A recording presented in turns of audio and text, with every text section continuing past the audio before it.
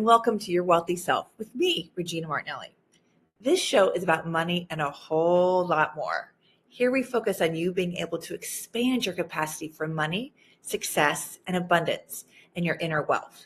For you to have what's most important to you inside and out so that you too can be your wealthy self.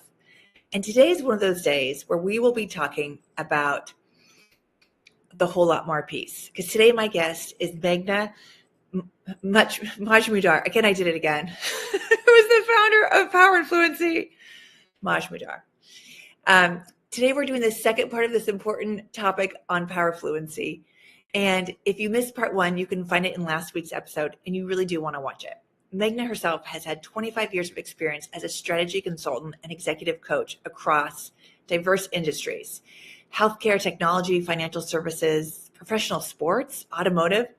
I've got so many questions for you, as well as several nonprofit organizations. But she works with firsts and onlys who do the inner work to build an authentic sense of power, authority, and leadership, and navigate the outer structures of their work and their lives. She also has a BA and is a magna cum laude from Harvard University and an MPH from the University of Cape Town and an MBA from UC Berkeley's Haas School of Business. I mean, how much more intelligence and experience can this girl have?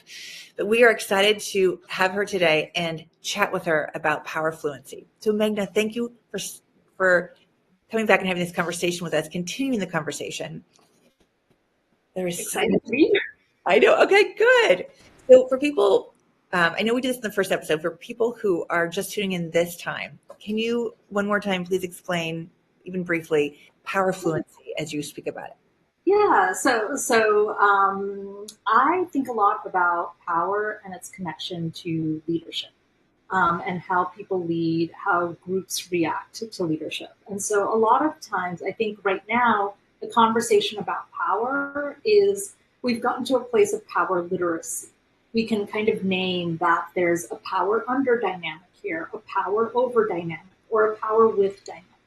But this, to me, also comes across as a little bit static, where I feel power is a very dynamic conversation between two people or two groups, that sort of thing. And so Power Fluency kind of, for me, is about not just being able to name a power dynamic, see what's going on around ourselves, but then to locate ourselves in the power dynamic. What's the role we play in propagating and continuing that dynamic, and then making some different choices. And I know we're both laughing here because it's just that of all of a sudden, when we kind of put ourselves in the dynamic, understand our role, all of a sudden we have access to a lot more choices, maybe different actions that were unexpected.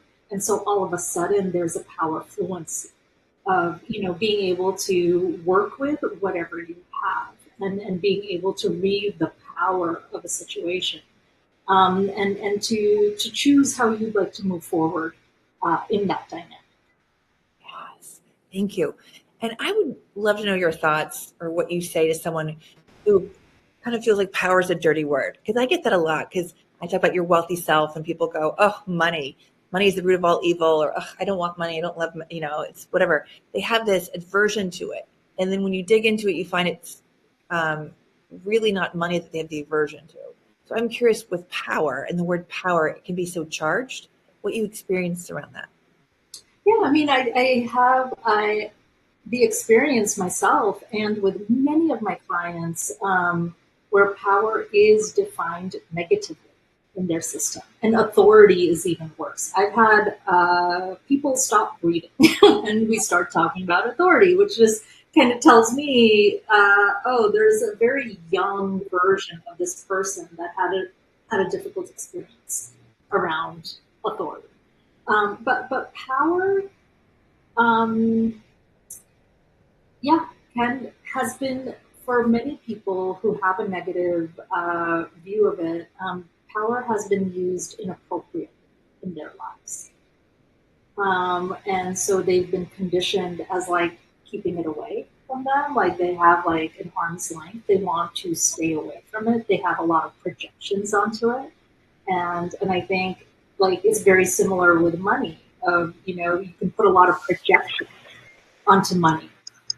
Same thing with power or people within powerful positions. So many leaders I talk to do not like to define themselves as powerful or as an authority figure. And part of our work is I have them kind of stand in appropriate power. That's what I mean by an authentic sense of power and authority.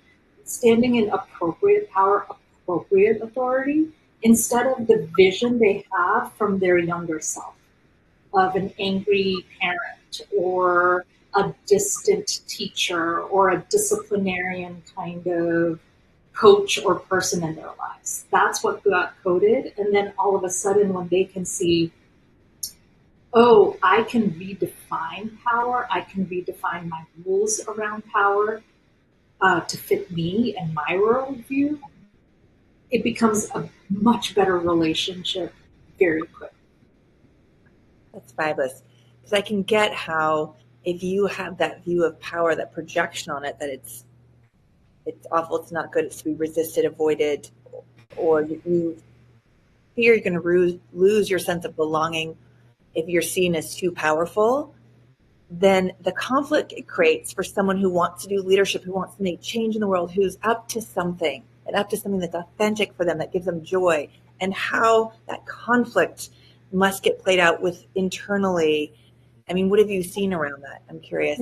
Yeah. I mean, I think it's very common. I think because like it's that common story of someone who has a negative experience, and like let's imagine someone who wins the lottery, like doesn't have a lot of money, all of a sudden wins lottery. There's so many studies that like within 6 months to a year, they often tend to have lost all that money or it's not safe in their system to hold on to that money. Like there are those studies out there. I think it's very similar with power of like people get hungry for it because power gets conflated. Sorry, like I'm going to slow down my thinking.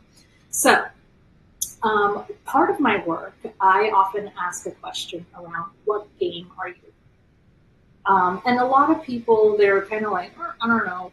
But if we're talking about the world, most of us are in a status game in the work world. And so power plays a kind of very specific component in the status game, in that it is it's evidence of your status, having power. And like status, it is conferred by, like power is conferred by others. Others say you're powerful. Like that sort of, there's that weird thing. And so with power, most people, it's not just about power, it's the use of power in the status game. I'm sorry, use of power in what? In the status game. Oh, status. Sorry about that. So it's noticing what is seen as powerful in this status game. Is it that I have access to certain information? I have a certain amount of money and resources. What confers power and therefore status? And it becomes interesting when my clients and I start to kind of come to the usual conclusion of people don't like to play the status game. They want to be at work and do their work for a bigger reason than status. And once we name that game, whatever creation game they're in, then all of a sudden power becomes very enabling of those creations that my clients want. Oh, that's great. So tell me if I'm wrong here. So it's almost like in the status game, power is, it has the energy in my system, like I'm pulling in versus from the top, versus when it's for a vision and you've taken status out, it's like power is the thrust behind you that moves you forward. Yeah, it becomes a tool. Yes. Your position of power, you start to think differently about who will you elevate, where will resources go. Whereas if you're still in the status game, there might be more of that hoarding mentality, is more power is better, because I'll just keep getting more and more status. Yeah. Oh, that's fabulous. So then how do you, knowing all this, how do you empower leaders who are frustrated, to help them find the actions to make the difference, to be more in that vision game versus the status game? I'm smiling because there's a little bit of an accountability sandwich that every leader has to eat before, and you know what the real name of that sandwich is. I SHIT. can say it. I Yeah. can't say it. But you know the real name of the sandwich, Yeah. to get out of being a frustrated leader. Yes. And Yes. so this is that moment of, as a frustrated leader, what is the game you're in? Mm-hmm. What is the actual game you're in versus the game you think you're in? So give us examples of that. Yeah, so a lot of people will think, oh, I have a fair shot at the promotion. So like a frustrated leader, I should have gotten that promotion, or I should have gotten that extra funding or that special project. Um, it's dependent on the merits of the work I've put in. Your merits are kind of only known to you. What have you been projecting? What is the shared narrative about what you've shared? So that's the difference between the game you think you're in versus the game you're actually in. You may think like, oh, I've been staying late, I've missed kind of family functions and other responsibilities, but that's not what people will respond to. Oh, I finished this, I got this to completion, that sort of thing. So it's realizing what's the actual game I'm in. So I had a client who very much wanted to be seen as a thoughtful decision maker, kind of someone who drives the business forward, but she was caught up in a likability game. Every conversation started with, this person said this about me and that person said this about me. And I'm like, are you in the decision making game or are you in the likability game? Getting people to like you. And she realized, like, I grew up such a lonely kid, such a lonely immigrant kid. I felt so awkward. It means so much to me. Even though this woman was in her late 50s, it meant so much for her to belong and be seen as like one of the folks that you could pal around with. And kind of moving her from the likability game into the effective decision maker game.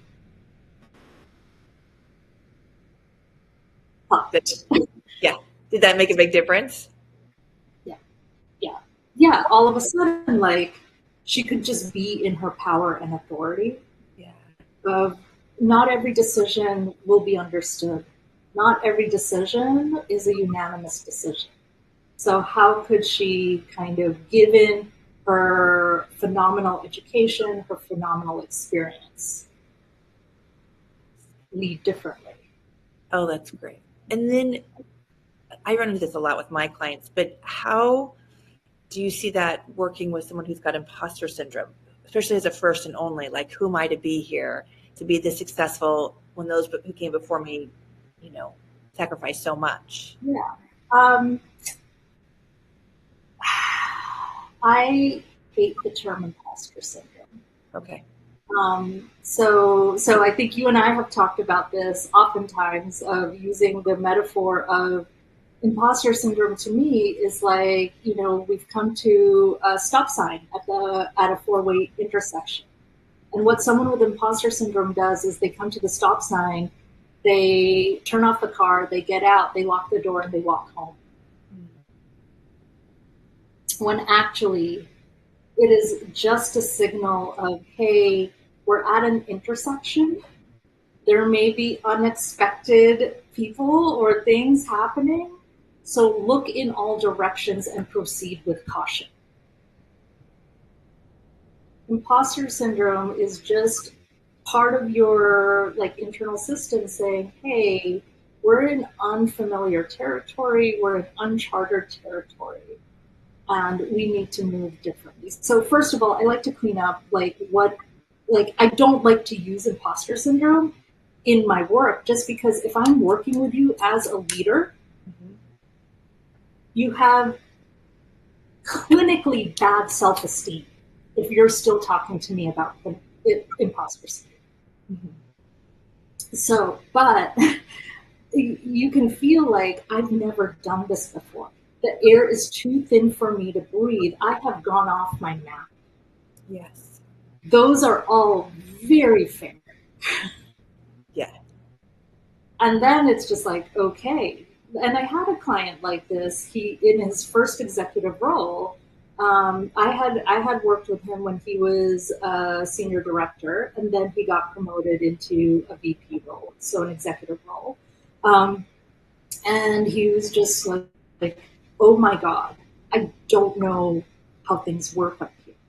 And so we need to reset kind of what is the map. And we realize that actually the work here is a lot more about managing other people's agendas and like pushing forward in terms of, getting yeses and consensus for his project. So he just had to like tap into a very different skill set than what he had been rewarded for when he was a manager. Oh, that's so interesting. Yeah, because he got nerdy positive feedback that made him, feel confident. And you're right, you have to move differently in a different.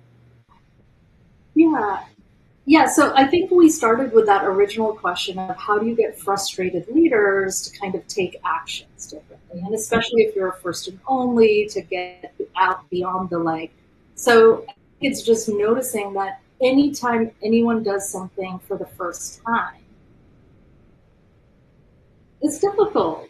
Probably the first 10 times it's difficult. And so it's like letting go of the okay, this is going to be difficult for anyone in my role. And then it's connecting into what's my role. Like I said, this is the accountability sandwich of like what are the actions that I need to take? What is the kind of disconnect in critical thinking that I need to correct? And it's interesting. I love that. I love that whole thing, how you break it down, because it actually takes the overwhelm down. And usually what I find, I don't know if this is true for you, but what's fueling that, again, as we talked about in the first episode, is that childhood experience that's projecting on this new role or this new task, this new project, or this new partnership that gets all wonky, distorted, and haywired. Yeah. Yeah. And I don't know if you do this exercise with your clients or if you've talked about this exercise before, but kind of like letting people connect to that part of them and then asking that part how old it thinks you are. Yeah. Oh, yeah. We do that. Yeah. Absolutely. And then you're kind of shocked, like, oh, wait, what? So, of course, if it's a 3-year-old, a three-year-old's going to feel out of place. And I love that you don't use the word imposter syndrome, but feel like this isn't for me in an adult's role in leading a team or managing someone's PR and marketing of a business or whatever it is.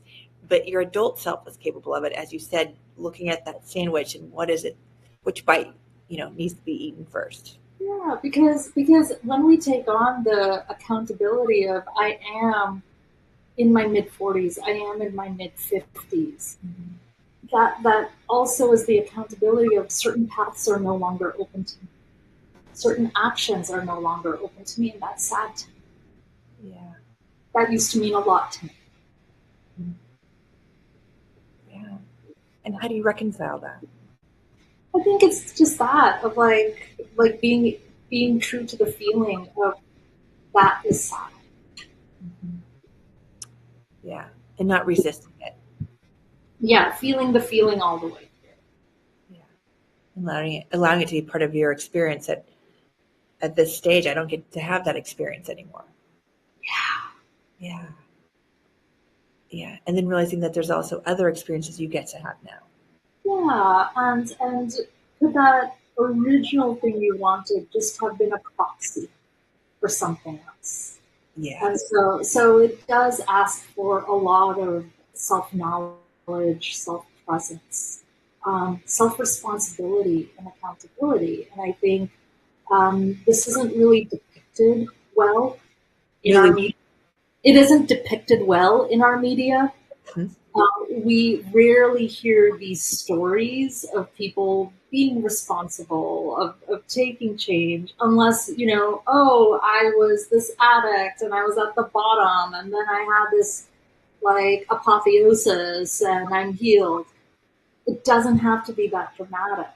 Like, like, like so much of the magic that we have is in those mundane things of, wow, usually I would want to eat a bag of chips right now, but I'm not going to do that. I'm just going to call my friend. I'm just going to go for a walk.